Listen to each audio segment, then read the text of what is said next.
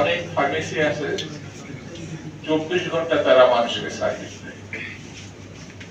যখন দেখবেন একটি রোগীর বাসানোর প্রশ্ন দেখা যায় তখনই শুধু ডাক্তার না, ডাক্তার প্রেসক্রিপশন করেন, ওষুধের জন্য ফার্মেসিতে রোগীর স্বজনরা সেই জন্য স্বাস্থ্য খাতে যারা কাজ করে ডাক্তার, হাসপাতাল, নার্স, ফার্মেসি, এই কাজকে যারা জীবনে ব্রত হিসাবে নিয়েছে, জীবনযাপনের বেঁচে থাকার প্রতি যেমন সমাজের একটি অত্যন্ত গুরুত্বপূর্ণ দায়িত্ব পালন করছে। যেমন এখন স্বাস্থ্য খাতের সব থেকে বড় ধরনের ঘটনা হচ্ছে হাম। যে হাম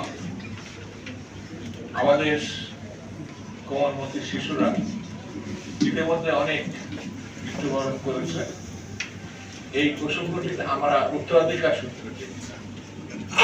আমরা ইতিমধ্যে পত্রিকা মারফত জেনেছি ইউনিসেফ একাধিকবার 5 থেকে 6 বার লিখিতভাবে তৎকালীন সরকার, আগের সরকারকে তারা সতর্ক করেছে, কিন্তু সেই সরকার এমনকি এটা আওয়ামী লীগ আমলেও অনেক ব্যর্থতার একটি হচ্ছে এই হাম।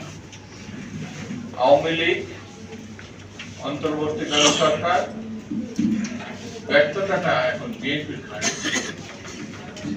বিএনপি ইতিমধ্যে অনেক পদক্ষেপ নিয়েছে, তারপরও যে প্রসঙ্গটি আমরা নির্মূল করেছিলাম, আমরা কিন্তু আমাদের দেশে একটি নির্মূল হওয়া প্রসঙ্গ ছিল, সেটি ব্যর্থতার কারণে আমরা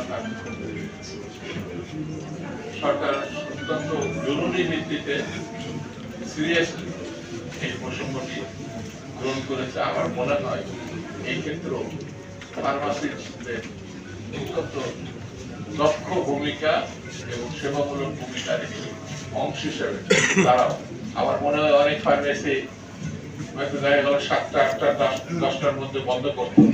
এই হাম জনিত কারণেও অনেকে সারা রাত হয়তো তারা সার্ভিস দিচ্ছে। আমাদের জাতীয় দায়িত্ব হিসাবে এই ভূমিকাটা সবাইকে। বন্ধুরা, একটা মহল আছে যারা মিথ্যা ছাড়া অন্য কোনো ভালো জিনিস চিন্তা করতে পারে। নাম বললে আপনারা সবাই চিনবেন। কখনো যারা মানুষের আস্থা বিশ্বাসের সঙ্গে থাকতে পারে নাই বলে তারা সরকারের যাওয়া তো দূরে থাক, উল্লেখযোগ্য কোনো মানুষের সমর্থন